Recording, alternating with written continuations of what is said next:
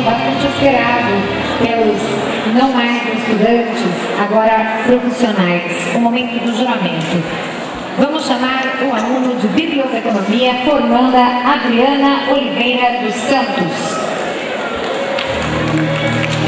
Formando de Comunicação Social com habilitação em Jornalismo, Lívia Fernandes.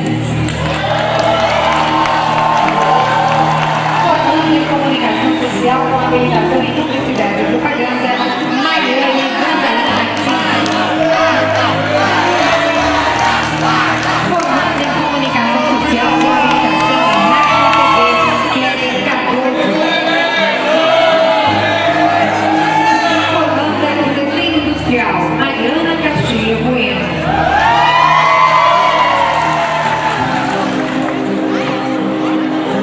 O juramento será proferido por um dos colegas de vocês. Todos eles estão representando os cursos.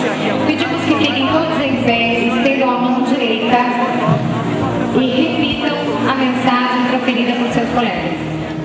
Prometo perante Deus que essa Assembleia, sob minha palavra de honra como profissional, cidadão e pessoa consciente da responsabilidade e do compromisso que assumo com a sociedade ao receber o grau deste curso superior, não desistir de meus ideais, promover a pessoa humana, desempenhar a profissão que livremente abracei, com o máximo respeito à ética e aos imperativos ecológicos, contribuir para a transformação do mundo, o aperfeiçoamento da ciência, o desenvolvimento das instituições sociais e o bem-estar do povo brasileiro e da humanidade.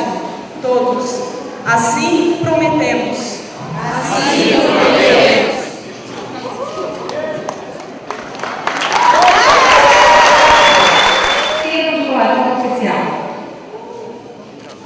Nós estamos hoje formando a 30ª turma de Biblioteconomia, a 16ª turma de Desenho Industrial e a 7ª turma de Comunicação Social.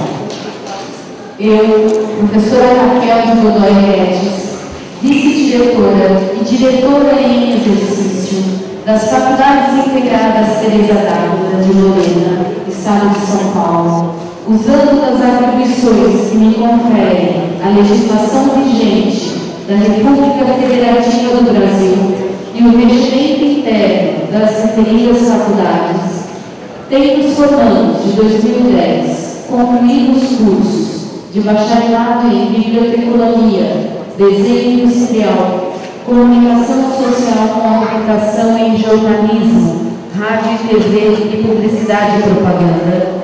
Lhes confiro o presente diploma para que possam usar os direitos e prerrogativas concedidas a este título pelas leis do país. Lorena, 20 de dezembro de 2010.